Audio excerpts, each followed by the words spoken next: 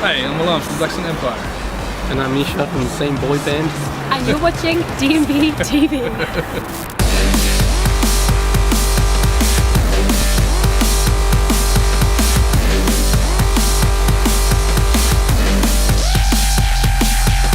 You're locked into D&BTV and I'm joined here today on the rooftop with two of the brothers from the Dutch trio Black Sun Empire. How are you both? Great, thank you. How are you? Not too bad. And yourself? Yeah, I'm good. It was raining in Holland. So let's dive straight in first of all. Obviously only two of you are here today. Yeah. We have a saying in this country which is two's company but three's a crowd. Your success seems to defy that old saying. Do you think being a threesome ever comes with its difficulties? We just found our way to work with the three of us.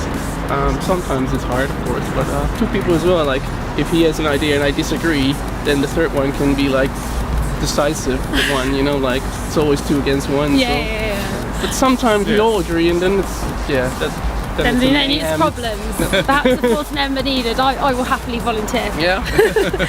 So do you all fulfill different roles within the trio? No, not really. We all started producing around when we were 16 or something.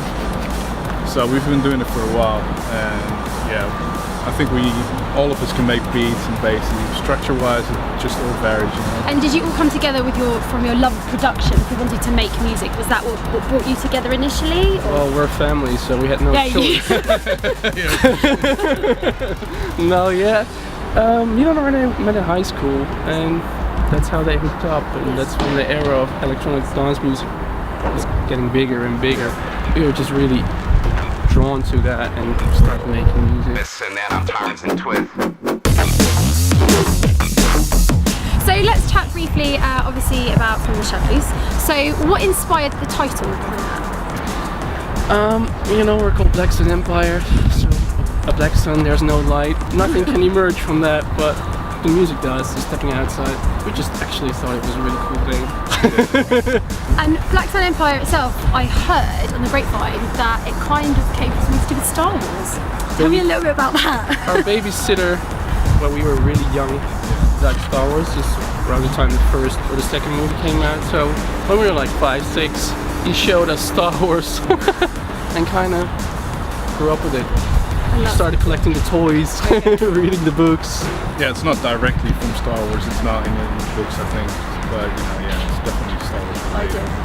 So obviously the album's back to purist drum and bass. Mm-hmm. What inspired the move back from obviously the more experimental stuff you've been doing back in 2010 with Lights and Wires? What inspired you back?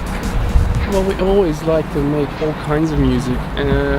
And we always have been doing that and still are, but this era we just wanted to make drum and bass again because there's so much else going on. Yeah. We were just like, this is the music we fell in love with and still are, and it just happened. It wasn't thought through thing. It was just like, oh yeah, let's do another one and let's do another one. And eventually like, oh, we only have one different track, maybe. No. 5 albums now, is it? You've done? Yep. That's quite an achievement. Is there anything different every time you come to the table? Is there anything different about the process in which you make an album, or do you follow the same sort of format every time? No, we always struggle. Especially near the end, it gets really hard, but yeah, there's no formula for making an album.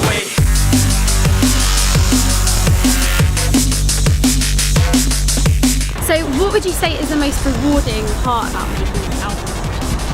Well, for this time we wanted to use vocals. Actually making that work was probably both the biggest reward in the end, but it was probably the biggest struggle as well. It's quite frustrating as it gets, but perfect. And for you, what would you say has been the most rewarding part of making an album? Actually having the product and getting reactions from people that were like waiting for it, that's the best part. Now when it's actually done 3 weeks later, people are like, yeah, it's good, or it's bad. It doesn't really matter when it's just finished and you're happy with it. Because just before it's done, you start hating yourself. And that's not true. So obviously there are a lot of impressive collaborations on this new project. Do you want to tell us a little bit about that and how much you work with? Of course you have the guys from Noisy Friends, always good fun. Walter cracks me up. Yeah, that was it with our guys. isn't he? The work turned out really well. The other producers are just people we invite to our night called Blackout in Utrecht and ask them to stay around for a few days, get into the So show. that gets quite interesting. Yeah, a bit warm, a bit sweaty. Some of them, you know, end up being nothing. The other tracks are really good, and we decided to release them. And then you have the vocal tunes, one with foreign beggars, which turned out great. And there's this girl singer. I actually went to a band, Belgian band, onto a concert, and I was like, wow, her voice is really good. So we actually just contacted them to see if she. Yeah, and it was like, do you want to do a collab? And she was like, yes, but we never actually met in person. Oh really? Yeah. That's a bit bizarre. How is that working with people that you've never met in person? Obviously working. Do you reckon technology perhaps helps the production process these days? Makes it easier? Yeah, absolutely. Internet is just great help. Yeah, for example, that girl. That's weird because she's not in our scene and we've never met her, and she sent something which was really good, and we were like, wow, that's great. But you know, a lot of the people that we work with through the internet, we do know, you know, so that's a bit different.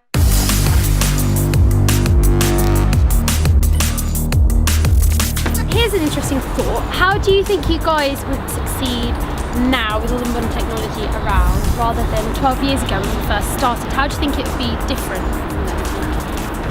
Yeah, I think it would be loads different. Like when we started, the scene here in London was closed, you know. It was really hard for people from abroad to get in and to get in contact with labels. And now with internet, it's so much easier to reach out to labels. Back then it was probably way less people making music, I think. Yeah. Software is so accessible now as well, and everyone absolutely. can just go out and they can buy it for themselves. They can make a track themselves as well. Absolutely, yeah. Do you think that makes it perhaps easier for people to produce music? There is a lot of music out there, things like SoundCloud, you've got Mixcloud, people producing tunes and putting it out there. Do you think it's harder to get noticed perhaps? Harder to get noticed, yeah, possibly, yeah. I think the quality standard, especially for the production, you know, went through the roof. I mean, it's not just production quality, you know, the tunes have to be good as well. That's super interesting. Do you think it's easier to find that new talent because it's so there and readily available for you, or? Not easier because you get so much. You're like, oh no. Not again. No. It's not easier because the percentages probably of good tunes is basically still the same, I think. So. But it's different, you know, people can just like go on YouTube, look at a tutorial, how do I make that kind of bass, and then you see someone actually do all the moves and you can copy them without actually hearing what you're doing. So you don't learn by hearing it, but just by copying it basically. So things kind of change. We just had to buy a sampler, synthesizer, and just like sit there. why is it not doing anything? But so the process was slower, but therefore maybe the drive was bigger. Yeah. Maybe if I was born 10 years later, I wouldn't have that drive. But you know, I don't know. It could have been either way. It's still hard. You still have to like work to come afloat in between everything else. Be like, yes, pick me.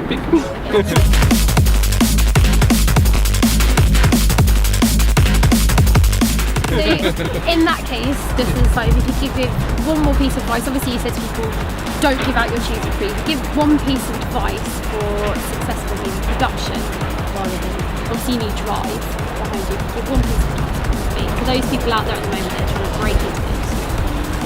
Whoa. I mean, tutorials really help, like they show you how to make a beat sound or to make a bass, but for me and for I think all of us, like just make the music you really want to make and not copy anyone else that you think, oh, I want to make a lot of music, I want to be famous. It's never really going to work. You'll end up standing in clubs, be like, what am I doing here? Why am I doing this? Yeah. You know, I make money, but for us it's never been the drive to be famous. We just Love it. we just love what we do, yeah. That's a tip. Well, thank you very much for joining me on the rooftop here today. It's been an absolute pleasure, and I wish you both the very best. Thanks for having us. Thanks for having us, yeah.